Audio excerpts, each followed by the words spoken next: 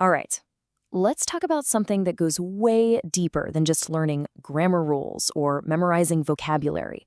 We're going to dive into the really powerful connection between getting good at English and that feeling of genuine, solid confidence when you're out there on the global stage. Have you ever been there?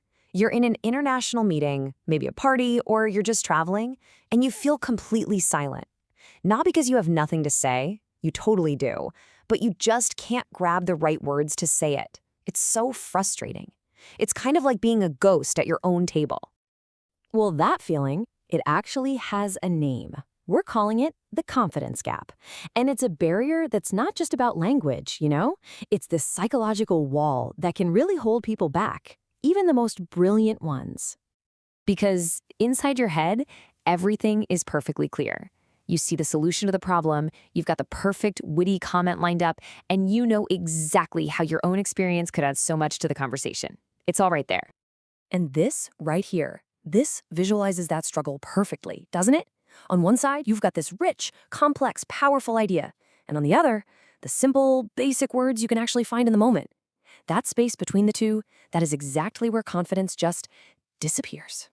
So, to put a fine point on it, the confidence gap is the space between who you know you are on the inside and who you can show the world you are in English.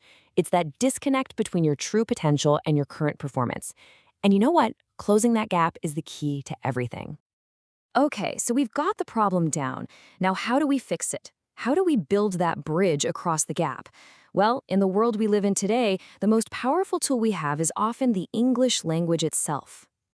I want you to think of English not just as a subject you have to learn, but more like a master key. Seriously. It doesn't just open one door. It unlocks access to international business, to global travel, to academic circles, and to friendships that can literally span continents. You know, a bridge doesn't just get you from point A to point B.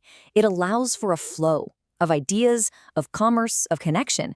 And that's exactly what a shared language does. It just closes that distance, not just between places, but between minds. So how does this actually work? I mean, how does learning vocabulary and sentence structure turn into that feeling of, yeah, I've got this? It's a really fascinating psychological journey. And that journey, it really unfolds in three pretty powerful stages. It all starts with getting rid of fear, then it moves on to building your true identity.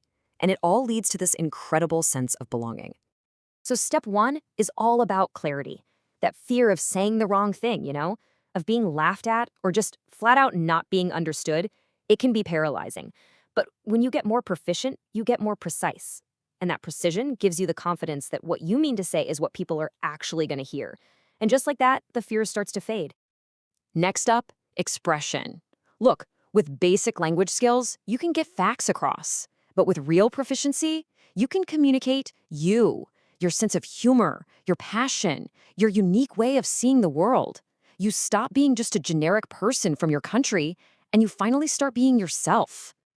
And that brings us to the final step, connection. This is the real prize. When you can understand the little nuances in a conversation, catch the jokes, and contribute freely without overthinking it, you're not an outsider looking in anymore. You are in the conversation. You're building real trust, real rapport. You belong. And here's the most important part. This internal shift has very real, very tangible results out in the world.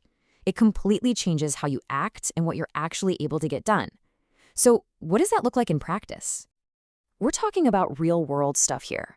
This is you confidently leading that international meeting instead of just sitting in the back. It's sharing a personal story that makes the client truly connect with you.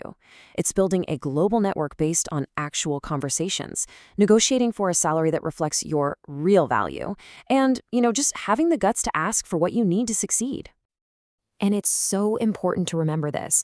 Confidence is not about reaching some magic level where you have zero fear. That's not real. Confidence is having the tools and the belief in yourself to speak up and take action even when you're nervous.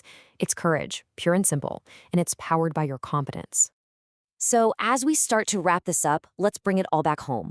Let's make this personal. Let's talk about your future, your voice, and your next chapter. What we've been talking about this whole time, it is so much more than just adding a new skill to your resume.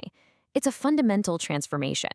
It's about finally giving your brilliant ideas, your unique experiences, and your true potential the voice they have always deserved. It's about claiming your seat at the global table. So I'll leave you with this question.